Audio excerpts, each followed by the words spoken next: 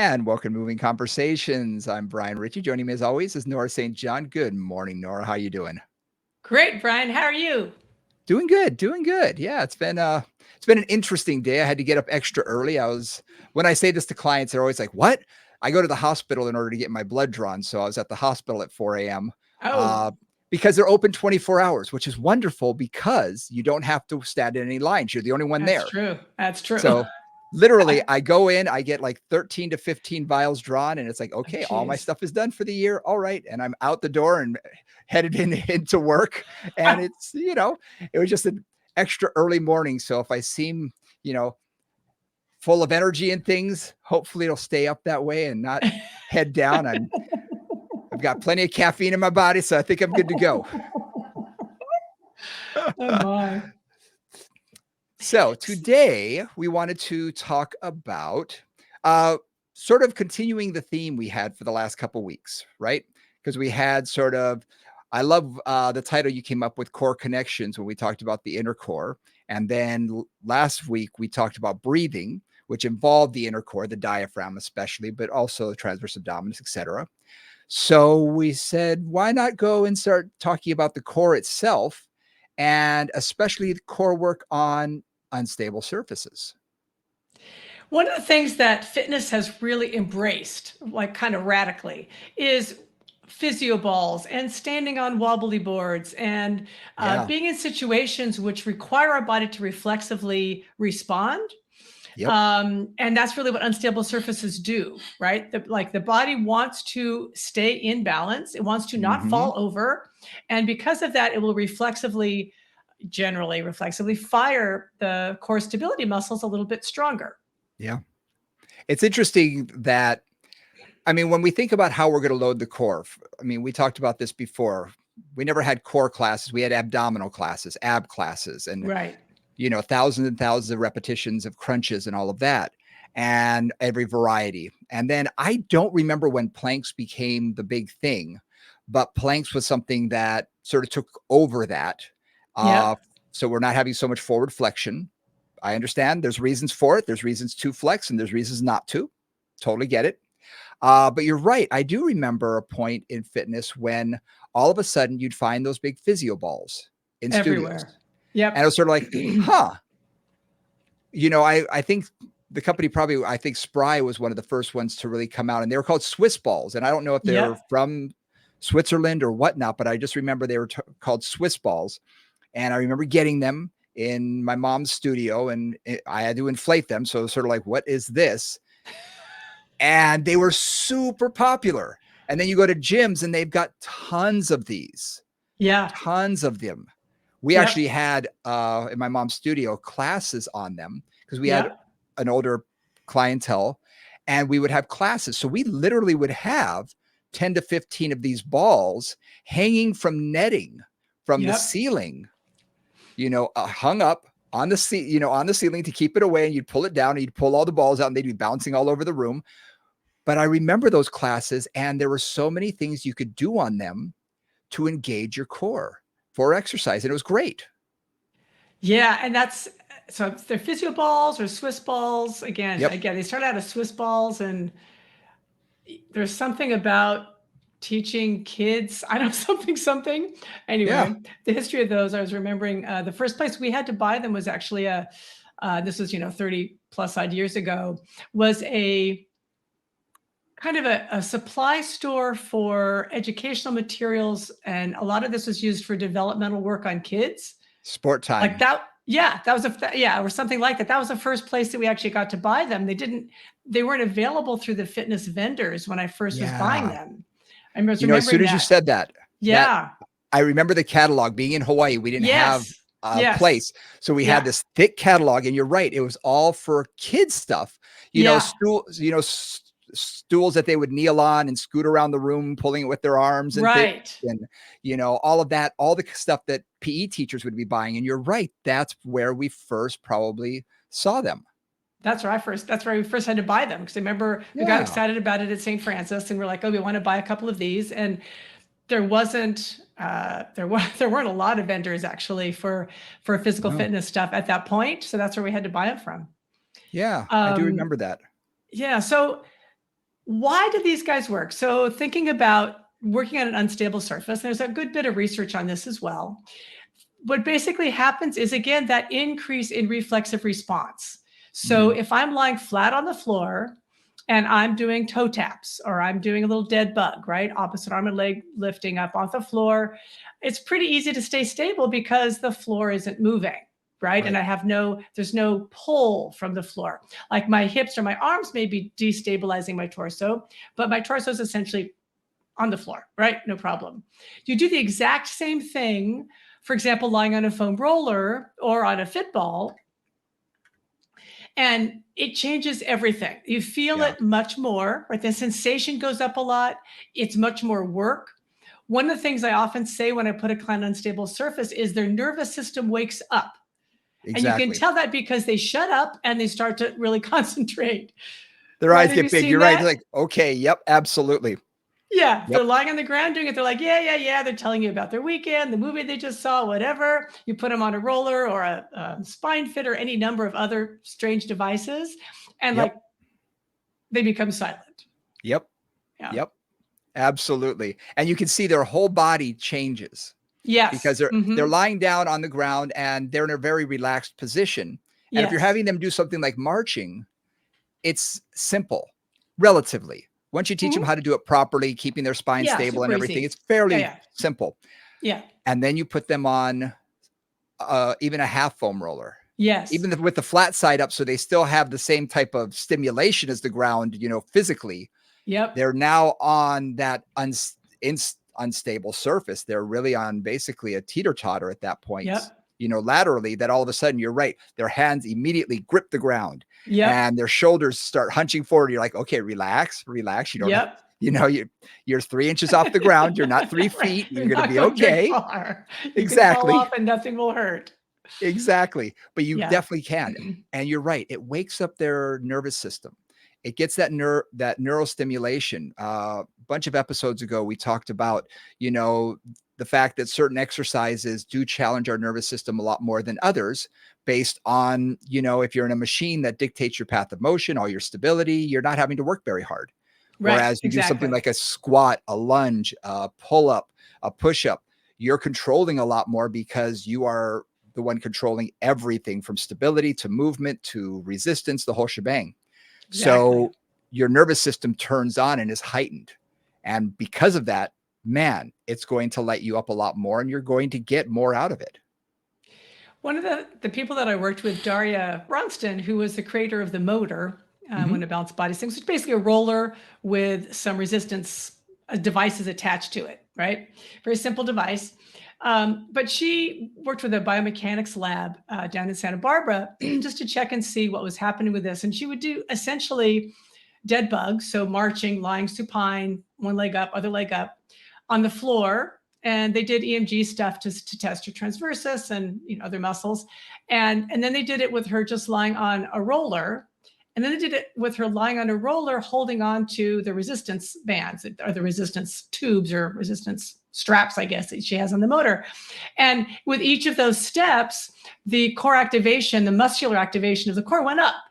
And they've seen Mhm. this in many other studies too. That was purely just a one moment kind of thing, but that's true in different studies. So going onto unstable surface increases Yep. that activation of the core all the way around. One of the things too is we talk a lot about anti-rotation exercises, Mhm. or maybe we haven't talked about it much on this podcast, but there's this concept that sometimes how we train stability is by training it to resist rotation. So you put a Right. rotational force into the body, like Brian's favorite is like, let's say my hands are straight out in front and I'm holding on to a band, and you as the person are pulling on that band, Yep. and that client is trying to resist you pulling on that band. Hopefully that made some sense.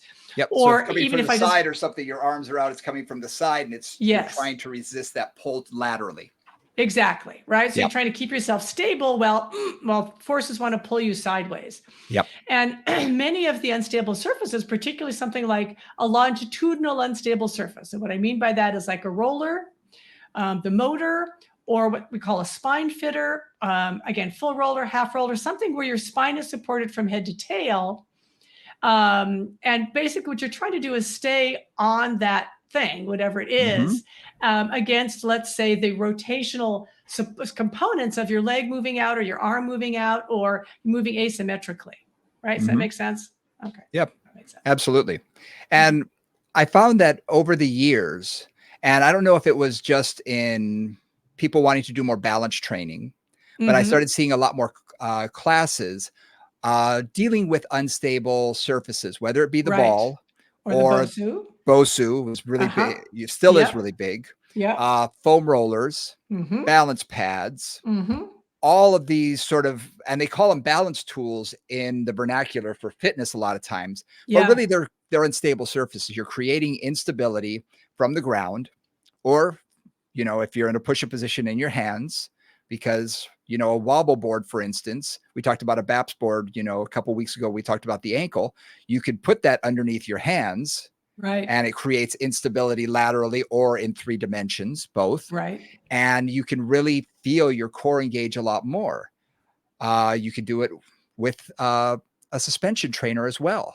You know, and change the angle. So it's super easy, super hard doing a plank, you know, using, you know, with your arms and the straps of, you know, the Bodhi or TRX, whatever suspension trainer you use. And that creates, as soon as, again, you come off that natural, you know, upright vertical position. plane, upright position, and go more horizontal, everything suddenly goes, whoop, I got you. I got you. I got to hold you together now. But yeah, when we were talking about that whole anti-rotation, a lot of times, for me, I do it through physics. My brain sort of thinks through physics and kinesiology. It's like, okay, where's the resistance coming from? And in a lot of times when we're talking about unstable surfaces, it's coming from the ground. It's coming from gravity. Okay. And it's changing your center of gravity by either moving an arm, moving a leg, being on something unstable, but adjusting where that center of gravity is. Because you could be lying on a foam roller and lift one arm in the air. Well, on a small level, you know, a few inches, your center of gravity suddenly starts to move over a little bit as you lift that arm up because your weight on that side increases. And all of a sudden, oh, my core has to engage in order for me not to roll over that direction. Much like if we're in a quadruped position and we, you know, lift one of our arms up in the air so our chest doesn't hit the ground and we don't rotate, our spinal muscles, our core has to engage to keep us in neutral state, you know, and it's a great anti-rotation position. But really what you're using is you're fighting against gravity. You're changing where your center of gravity is. So with that in mind, I want to talk a little bit about different kinds of unstable surfaces, because I think it's interesting whether there's essentially one plane that's unstable or multiple, like the difference between a roller and a fitball, for example. So with something that's just unstable in the side to side direction, if you're, let's say you're on a roller from the head to the tail, full roller, half roller, spine fitter, lots of options there. Right. That is really going to work specifically on that rotational stability. Right. To keep you, because basically the body doesn't want to roll off or fall over. But it's also only working in that plane, more or less, right? In the transverse plane, more or less, if that's how you're lined up. So that gives you, I find that those are the easier ways to do things if I'm progressing somebody on unstable surfaces. Maybe like that, those are often the easier ones to start with, because there is that sense that they're only having to deal with instability in one plane. Yeah. And that makes a lot of sense. Yeah. Also thinking about clients with low back injuries or other kinds of things, that's often where I start, because there's less likelihood that they'll be really wiggly and like super unstable in a bunch of different planes, which can often cause the body to kind of tense up, like especially if I've got a back issue or something like that. So I'm a little cautious with that. If we compare that to something like a Swiss ball or a fit ball, whether it's the big ball or whether it's even like a small ball under the hips or under the torso, you know, like one of the smaller, like we call them togu balls, or there's lots of different versions of those, like the bender balls, another version of those, lots of different things like that. Those have more three-dimensional instability. Yep. right? In all dimensions. So it just requires a little more refined motor control and proprioceptive feedback to stay stable in those kinds of surfaces. I find that going along with the Togu ball, Dyna discs.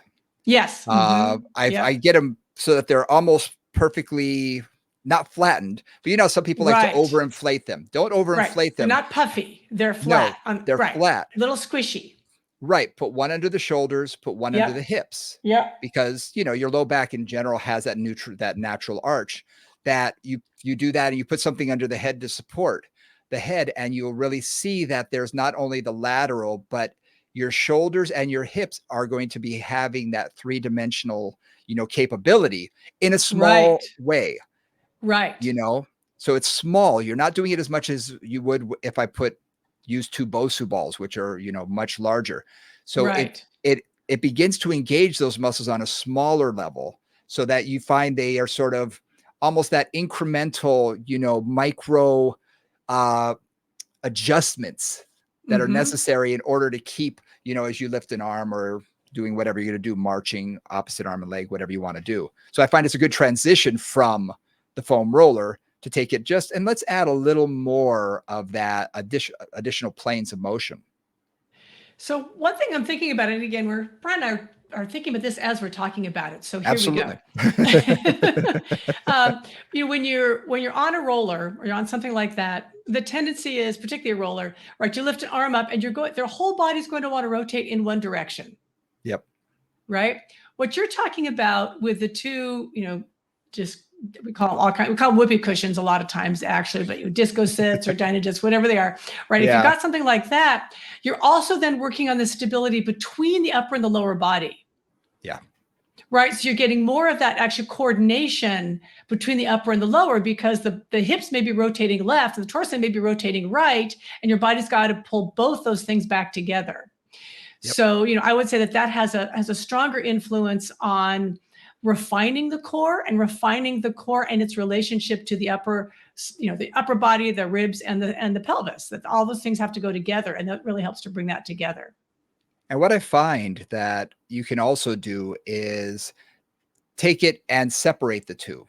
For Mm-hmm. instance, just having it be under the rib cage. And you could Yes. do anything like bridges or anything where the hips are off the ground, and then it's coming from a little higher up, or just put it Yep. under the pelvis, which we do with the Yep. Togu ball a lot. And you're getting a lot more of just that pelvis instability, Right. because you have something already on the ground with the rib cage being there. So we can Right. refine that even more if we want to regress that Mm-hmm. or challenge them in a different way. And I'm all about changing the challenge. So not Yes. just doing the same thing over and over, because once your body figures it out and becomes efficient at it, it's got to be challenged. You got to do something else. When we talk about core work generally, one of the things that I find can happen is, like you said, just doing the same thing. Like people get proficient at a lot of basic core work. Not everybody gets proficient, but if they do, then they can pretty much do it without thinking about it. And they're Yep. no longer challenging the core, right? I don't know about you, but I kind of remember the very first time I laid prone over a fit ball and did an opposite arm and leg reach. I don't Yeah. know if you remember that, but it was like, oh, that's really different than doing it on all fours. But that is a whole So different, much like harder. way harder. My whole nervous system's lighting up. Like this was a thing. Yep. And that's where the core has to then be challenged in a higher way. And that makes it stronger, that makes it more responsive, that makes the motor control better, that makes it better able to handle unusual circumstances, the Yeah. little dog running under your feet or ice under your feet or something coming at you, right? It just allows you to respond more easily and more gracefully, and the body to know how to do that better. I mean, I think Mhm. that's the goal anyway. It becomes very reactive. Something that I Mm-hmm. like to do with clients is the statue exercise, where you're sort of pushing, on clients from various ways. But it's similar to that in that your body, it has to respond to the environment it's in. You lift up an Yeah. arm, you lift up a leg on the foam roller or on a Bosu or whatever, or when you're in belly over the ball, lifting up even one leg at a time, suddenly their whole body shifts and you're, oh my gosh, how do I balance this? Or lifting up an arm or lifting both arms, and suddenly my face is going toward the ground. Oh, I got to shift my body back. I have to adjust this. your body responds and reacts. And like you said, that's for real life. Yes. Because we Yes. do need to respond. If you've Yeah. ever tripped over something, and all Mhm. of a sudden you trip and you're thinking, oh my gosh, the response should be that you step quickly and catch yourself with your other foot or whatever. Right. Right. But again, sometimes that's delayed. And the next thing you know, you're face down, Yeah. wondering, how'd I get Exactly. here? Right. Or the little dog running underneath you or whatever, picking up your grandchild, whatever it is. The classic example that you and I give all the time is picking up a wiggly baby Mhm. or a wiggly dog. When you pick up a wiggly baby, all of a sudden that 15, 20-pound Sorry. baby Just lost my suddenly headphones. feels I'll be back. Hang on a second. well, that little baby or Okay. even a dog. If you've ever tried to pick up a cat that doesn't want to be picked up or a dog that doesn't want to be picked up and they're Oh, yeah, wiggle, they're squirming like mad. oh my gosh, your core is lit up like crazy. Oh, yeah, And they feel absolutely. 10 times heavier than they really are. You're thinking, how does this, 5-pound dog now feel like they're 30 pounds because they're moving all over the place, Exactly. you know? And Exactly. that is that reaction. You need to be able to respond accordingly to whatever life is thrown at you. Yep. And And what that's we the do that's the by training is to train for that. right, and that's the goal of core training, right? Is Yes. to create that reactivity, to create that strength and that coordination. Think about working with some of the older folks, and you see their tentativeness with something as simple as leaning down to pick up their purse or Yeah. reaching over to pick something up. Right? There's a tentativeness, and that they're not sure their body's going to be able to do whatever that is. Mhm. And really, when you train it, like the body just gets more confident. It's like, oh yeah, I can handle this. I can handle this. I can handle this. Yep. So one of the things that I really do love about unstable surfaces too, we've talked about being supine on them, right? Lying on a Mhm. foam roller, lying on the Dyna discs or the disco sits or the whoopee cushions, lying on a ball or a physio ball. You've also got things like Bosu and things where you Yep. stand on an unstable surface, Yep. right? Either the flat side or the round side, depending what you're doing, or they've got like these little balance pods, which are Mhm. essentially like a Love squishy those. foam. Yeah. So that's looking at balance from a different perspective and an unstable surface for a different purpose, right? Mhm. Standing on an unstable surface with your feet. Yep. And then Yep. what does that do, right? Some of the things that I like to challenge people with is not only standing, but you can also do it kneeling, Mm-hmm. sitting, all of these things done on these unstable surfaces. And the reason why I bring these up is before we get into some of the more difficult things, because as soon as you stand, you're involving every single muscle in your body basically in order to Yeah. establish that balance. Yeah. For my older clients, before I'll ever put them on a ball, you can put them on a stool with a Dyna disc and just have them sit Yep. on that. Yep. And I'll even just have them reach an arm. Yep. And I showed you years ago having people kneel and play volleyball with them and, throw Uh-huh. the, little, what you call it, ball, beach ball. And they'd Yeah. have to reach and hit it back and hit it back. And every time I did, I'd throw it a little bit farther. So they'd have to reach further and further or reach overhead. So they're challenging their core in a lot of different directions, Yep. you And know, reactively. reactively, because they don't know Yeah. how I'm going to do it. I They don't can't throw it the plan same it. way every time. Mm-hmm. So, and again, you can start them in a chair before you ever on a Dyna disc or something, even like a Togu ball that's been mostly flattened, Yep. and then take them from there and have them sit on the ball. Yep. Because now that's really going to be unstable, but they're still in a seated position. So it's not as challenging as suddenly standing, because when you take that to that next level and have them stand on the Bosu, I remember the first time I stood on it, man, was that difficult. My body didn't know what the heck was happening. Right. Right. Could not figure it out. And I don't know if you've ever had this happen, but I like to flip the Bosu over so the flat side is up sometimes Uh-huh. Yep. and have them just stand on it. And Yep. I might have them do squats or something like that, but just standing on it. And you can always see their brain trying to figure things out, because when they first get on it, they do this.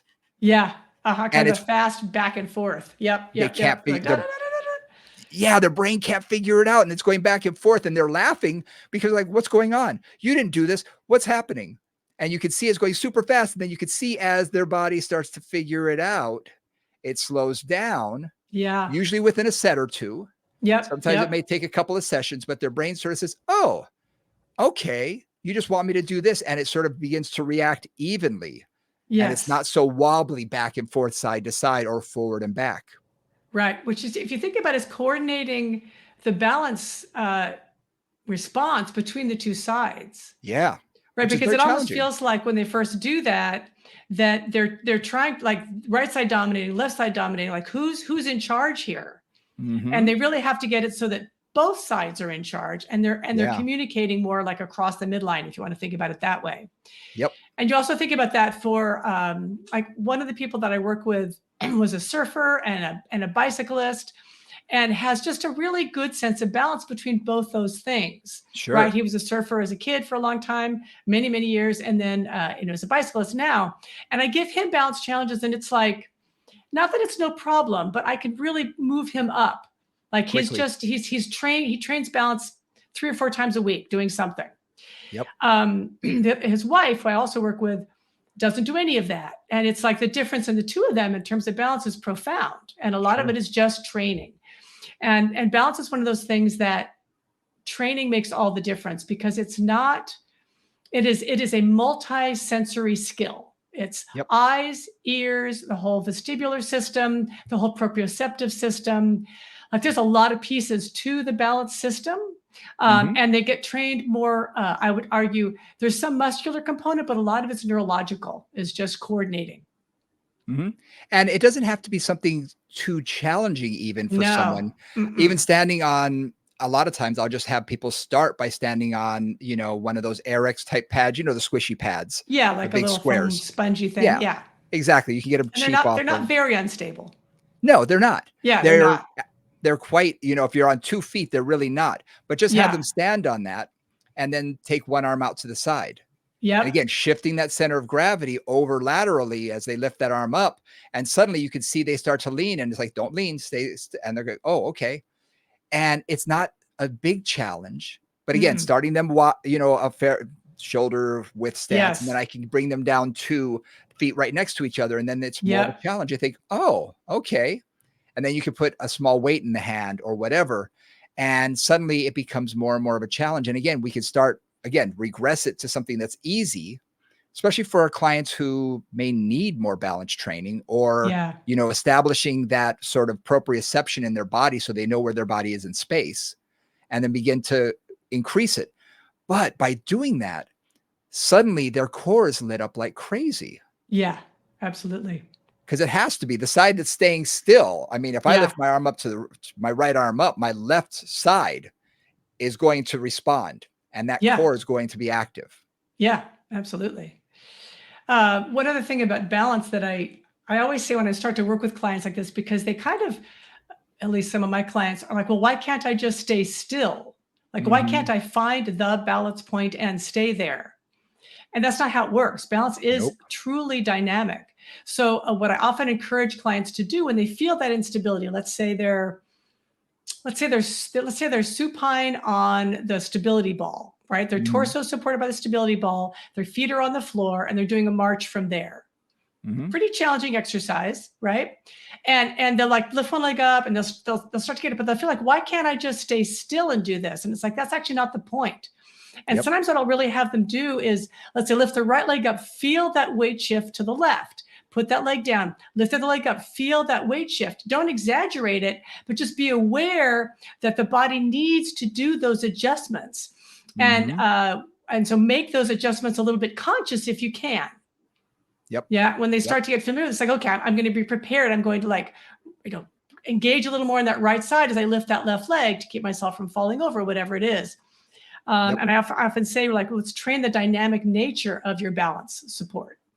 And that's the word right there, dynamic, Hmm. because we're not static creatures. We're almost always in motion, or we should be in some respect. So when we are walking, where we are getting groceries out of the car, when we are just doing whatever, our bodies are in motion. And when you Hmm. put them on something that has like a balance pad or a Bosu or whatever, I get the exact same thing. Why can't I just find that balance point? Why can't I just stay Yeah. still? Yep. I've been doing this for years. So for me to get on there, I look like I'm staying still, because from my waist up, I pretty much am. And I'll tell Right. the client, look at my ankle. And my Yeah, and ankle, it's like it's doing a a little, it's a little yeah, wobbly. little And they'll go, wobbly. "Oh." And I'll say, just because it's sort of like I say it's kind of like the duck on a water, you know, Uh-huh. top Yeah. can't tell it's moving. At the bottom, Right. man, those legs are going.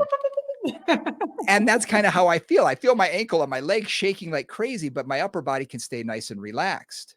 And I say it's a dynamic exercise. You have to respond and react to what's happening to you, and it's all about training that to happen on a subconscious level and not a conscious level. You want it to happen automatically. Boom, it Yeah. happens. Yep, yep. Not, oh, I want this to happen. I'm going to tell my leg. No, we don't work like that. If you do that, you're going to end Exactly. up on the floor. Exactly. That's too short, that's too slow reaction time to Yeah. actually respond to something unexpected.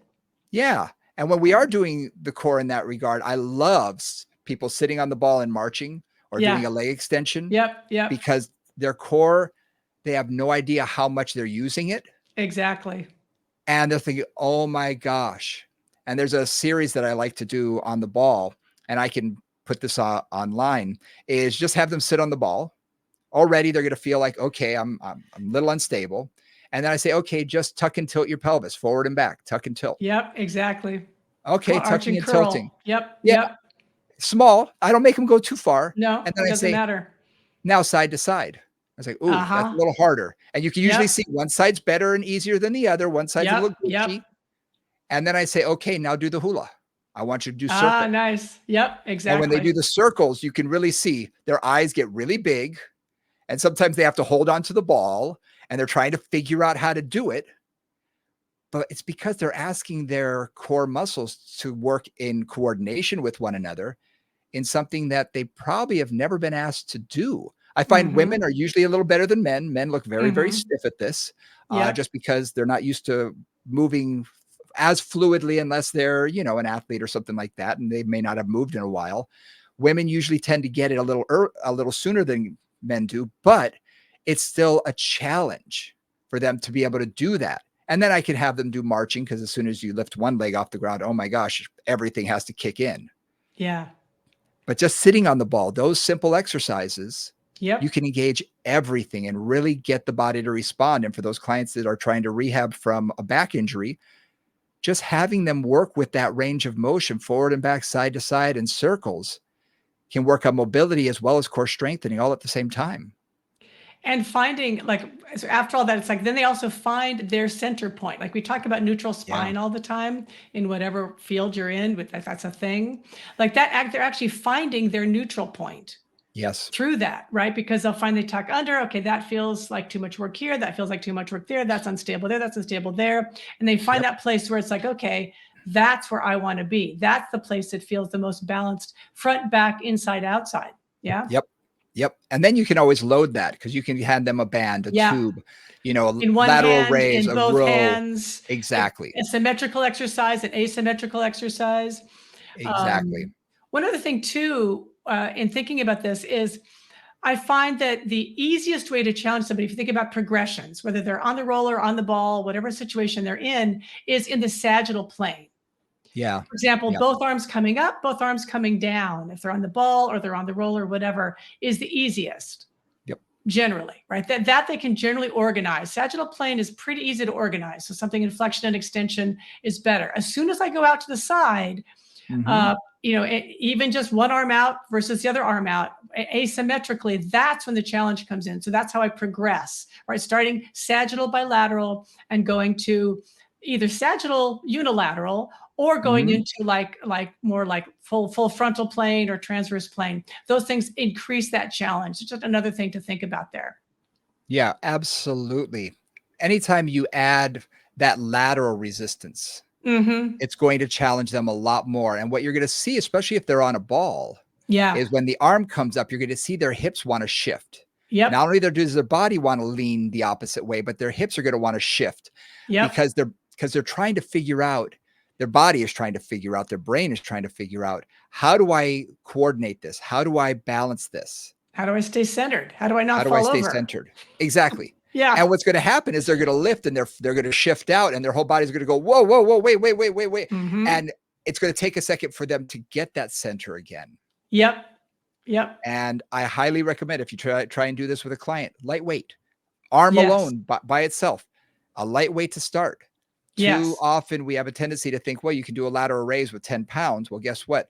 We'll do 8 on this. No, no, no, no, no, no, no. That's going to be a Start with big nothing. challenge. Start Start with with nothing. nothing, then go to a pound or Right. 2 pounds. Start light because it's a completely different thing. You put somebody in an unstable surface, and honestly, their ability to move weight goes down dramatically. Yeah. One of the things that I was aware of working in the Pilates environment is I had a client come in who really wanted to do essentially weight training on the reformer, which is not the best environment for it. And what Yeah. was really interesting was we would do things like, let's say, essentially a chest press. So, straps coming from behind, pressing the straps forward. And what was interesting and useful on that was if they were sitting on a bench, something stable, right, and they had cables coming from behind, they could push a lot, right? They had Mhm. a good amount of, because they had the stability of sitting. And in this Yes. case, they're sitting like in one of those chairs with like some support for the back. And the surface wasn't moving. That's the big one. That's the thing. As soon as I put them on the box, I was sitting on the short box because I want them sort of sitting up and they couldn't sit very well otherwise. They're sitting up on the short box and they're pulling. Now they have to engage their core Yep. to stabilize that resistance because number one, the carriage is moving, and number two, they don't have any support for their torso. Yep. And the amount of resistance that they could actually push was down. I would estimate it was down about 2/3. Yeah. I can see that. Right. So if in the gym, if they could do 60 pounds there, they could do maybe 20 pounds, something like that. And it was just Yep. interesting to note. So when you go to unstable surfaces, that's when I'll often take the weight down dramatically from what they can do in a stable environment.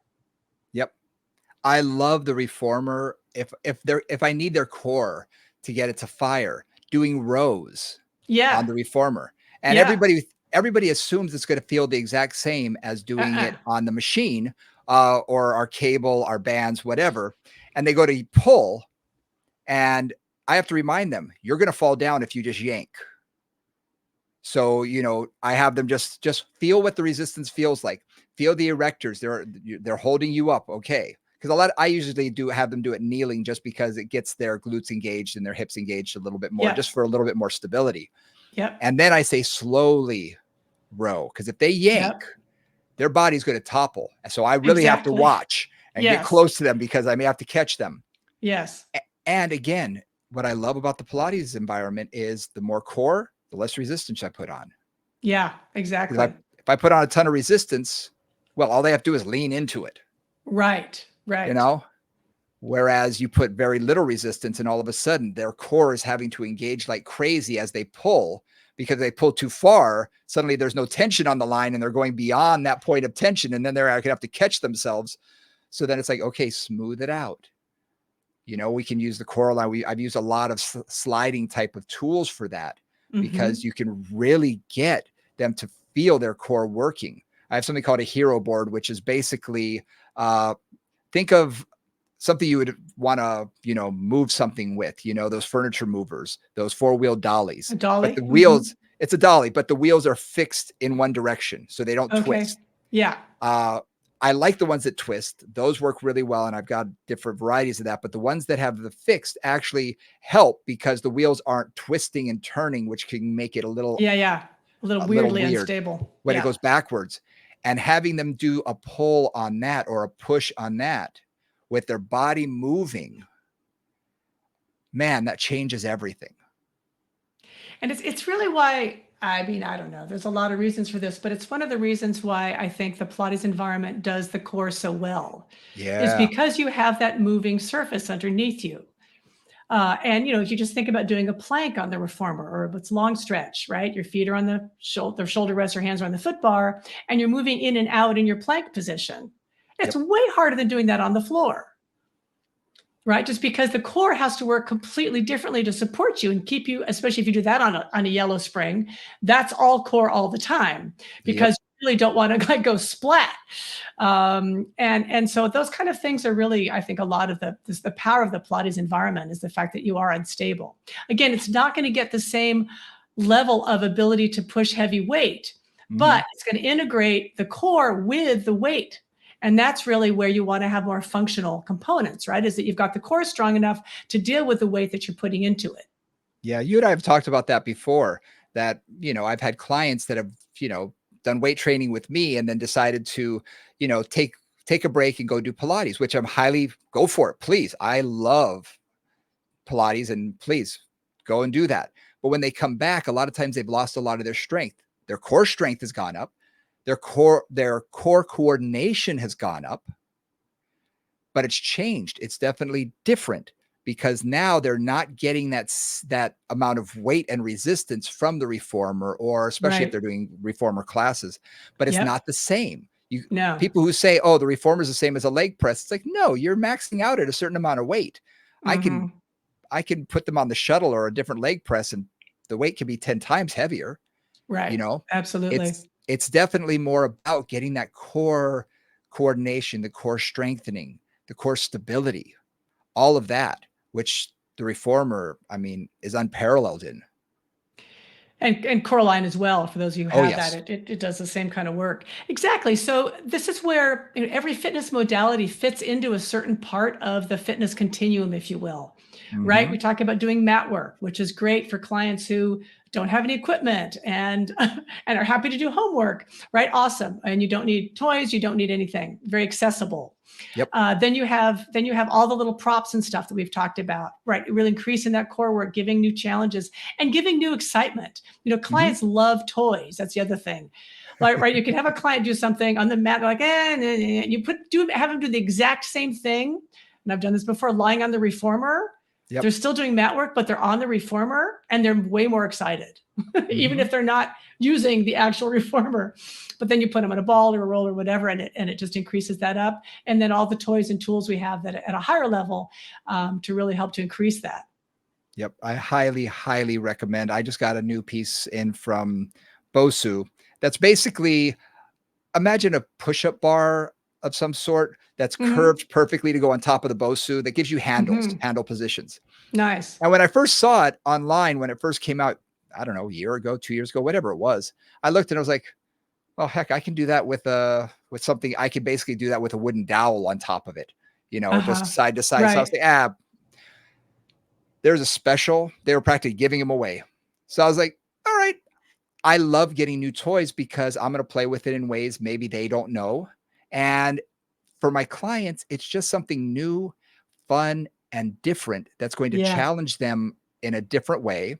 Yep. And I may use it for 6 months and then put it in the closet and not use it again for 2 years. I don't know. I've done that many times. Or it goes to the storage unit, and then all of a sudden it's like, oh, okay, interesting. I'm gonna I bring it remember back. I remember that. That was really good. I love that. Why is it in here? So I highly, highly recommend, you know, taking it, when you go to a fitness conference, when you go to one of these things, play with all the toys, Yeah. play with Yep. everything. Does Yep. something stimulate you or Yeah. stimulate your creativity? Yeah. You know, and again, it doesn't have to be in the way that it was ever designed. You can be as creative as you want to be, but it can be fun, Mhm. and that's my whole thing, is just keep it fun. And more props the better. When the Spinefitter came out, I was like, yes, I have to have one now. And my clients just ate it up. Was Yeah. it that much different than being on half a foam roller? A little bit. It stimulates it differently, Yeah. but we could do all the same exercises and it felt so much different to them and they loved it. And suddenly it added variety. It added something of a new stimulation and a new, their brain was working differently again, woke them up. And it was fun. Yeah, and so I just want to piggyback on that a bit, because one of the things that we love about props, again, waking people up, our bodies literally learn to do exactly what you tell them to do. So, and for better and for worse, I mean, honestly, it was like my example of that is, working Pilates forever and ever and ever. And then I got a Coraline where people are upright and they're still on an unstable surface, but it's reciprocal, right? But the two carts move independently with somebody standing upright, so they can do something very different than they could do on the reformer. And I had a client who I'd been working with for like 8 years. I thought she was looking really good. Everything she could do, all her reformer repertoire really well. Put her on the core line, and the same postural pattern that I remember from our first session was right back. Yeah. And I mean, the good news was she could manage it much more quickly. Like I could then refine it in an upright position with reciprocal leg motion much more quickly. It only took a few sessions to really get that organized. But it's like, wow, no, you can lie down and move your legs on the foot bar really well. That doesn't necessarily mean you can stand up and do a squat, or you can stand up and do a lunge, or you can walk comfortably, you can run comfortably. So that's part of the fun about unstable surfaces, is just challenging people in different ways to maintain that neurological alertness, and also just to train the body for all kinds of different things, so they're not just getting stuck in whatever rut they're in. Yeah. Anytime you change, you can do the same exercise on 4 or 5 different apparatuses. And every time you change, you're going to see that. You're going to see all of a Yeah. sudden, Yep. you know, Yep. their body's like, what, huh? And again, they pick it up a lot faster than they would when they were completely uninitiated, Yeah. but it's still challenging. I Yeah. did this to a client 2 weeks ago, 2 or 3 weeks ago. I just saw the Bosu in the background, and I'm gonna be honest, I was bored. It was online. Right. It's one of She's in those Florida, things. I'm here in DC, and I was just Yeah. looking Yeah. for Yeah. something different. And I Yeah. said, grab the Bosu, because I was gonna have her do opposite arm and leg. And usually we do it Uh, over the ball or we do it quadruped. I say, grab the Bosu, kneel on that on hands and knees. She's small, so she could fit pretty easily. And just getting her there, she's on the all over the flat side? place. Are you on the flat No, side? on the On the rounded round side. side. Okay. Yep. So she's really unstable. She goes, "Oh my gosh." And I could just see everything. So, I had to get her in the right position, and Mhm. then eventually got her to do opposite arm and leg, but it took a little while. And she said, "That was one of the hardest things you've ever had me do." And I was thinking, huh, okay. Again, with a tall person, might be a little awkward to be on something that small, but for her body, it worked perfectly. And again, it was just Mhm. adding that variety and challenging her in a way that it was different. Yeah. You know, you could do it on a bench for some of the guys. Suddenly it's more Yep. narrow and they're going to Yep. have to grab on differently. And oh my gosh, Yep. how am I supposed to, modify this? So there's a lot of different ways you can do it that you can still get their body to, you know, give them some challenge while keeping them stimulated. Right. Exactly. And Yeah. one thing I do want to say is, if you're working with clients with injuries, because Brian and I often talk about that, I am cautious with unstable surfaces, because that Oh yeah. wibbliness, that wobbliness, can often cause, if somebody's in pain or they've got muscle spasms, other kinds of things going on, can cause their body Yeah. really tense up, and can not always be good for sacroiliac joint instability or low back instability, or hips or necks or that kind of thing. So just be cautious with that. Just as a final word there, be a little careful with your clients with injuries when you start to put them in unstable surfaces. It may be Or good how in many theory, but it times may not be good for them. exactly. It's something that you really want to, if you're going to put that in your repertoire for them, Start that's down the small. road. That's way It's down the down the road. road, and you're going to start slow with one version, like lying supine and doing some marching Yep. on a roller. See how that responds. If that's okay, give them that for a couple of weeks and slowly progress up. What I found is for that progression, going from the ground to the foam roller is a huge step It's up for some huge. people. It is. So half row foam roller is better. Spinefitter is even better. Yeah, yeah, yeah. It's Nice. wide enough. It's not Yeah. as tippy. No, it's not I, tippy. for my own body, I can actually lift my arms and legs off the ground and do, traditional dead bug on there Yep. because I've got decent amount of balance, but I could never do that on a foam roller. It's way too Right. unstable. So I Right. find it's a good in between Yep. for a lot of people. Yep. So it's just something to think about. If you've ever had a client, sort of jerk, if or yourself, that when you're trying something new and suddenly you yank something or they lift up their leg too much or they go into an exercise way too fast, that's what's going, and then they say, "Ooh, my back didn't like doing that." And you're Right. like, That "Well, you grab. shouldn't have that grabbing. Well, you shouldn't have done it that quickly." Mm-hmm. That's going to happen on an unstable surface Yeah. because their body's going to try and figure out how not to fall Yeah. down And they'll often respond very quickly and sharply to something, or something will just sharply. grab. And that's what you want to be careful with. Exactly. Sharp is the perfect explanation because it's like boom. And Mm-hmm. that's when we can see, spasm or just lights them up in a way that we really don't want, you know. So again, starting them off slowly, working your way up. Even just having them sit on the ball could be a challenge before you Mm-hmm. have them do anything. Exactly. Just sitting on it. You know, a lot of people who have been in the fitness industry for a long time, I mean, I can walk out into you know, until just my head and shoulders are on the ball, you know, walk on the way back. Ask someone who doesn't know what they're doing how to do that. And it's a big challenge. Now, someone who has some back injury, that's going to be a big challenge for them. Yeah. So again, take it slow, take it easy, take your time. I have a client who has a lot of issues, and I mean a lot of neuromuscular issues, and is going through a lot of stuff. And I told her at the very beginning, I said, we are going to take this so slow. I want you to think of the word glacial. Right. Because anytime she's tried to get fit in any way, shape, or form, and she's done everything from yoga to Pilates to fitness, she's always hurt herself because she tries too hard. Yeah, And too even at fast. a normal pace of a physical therapy unit, it was too much, and it always caused her body Hmm. to, you know, go backwards. So literally it was, okay, we're going to march with the help of springs to lift the leg, because she couldn't even lift her legs in a supine position. Yeah. So it was that sort of deconditioning. But it's been a year and a half, and now she's doing lunges and squats and all sorts of things. Her body's responding well, but it takes time. So Yeah. again, don't be afraid to take your time with those clients. Absolutely. You know, don't be afraid to take your time before you put them on something unstable. But when you do, you know, make sure you keep them. This is something I want everybody to keep in mind. When you put someone into an unstable environment or unstable surface, they need to be safe. Yes. They need to feel safe. You know, we have something called a gait belt that we use. It's basically, you can use a regular belt, but something that goes around them that has loops on it. And if you look on Amazon or wherever, you can find it. But it gives me an opportunity that I can hold on to them if I need to when Right. they're doing any balance work or anything.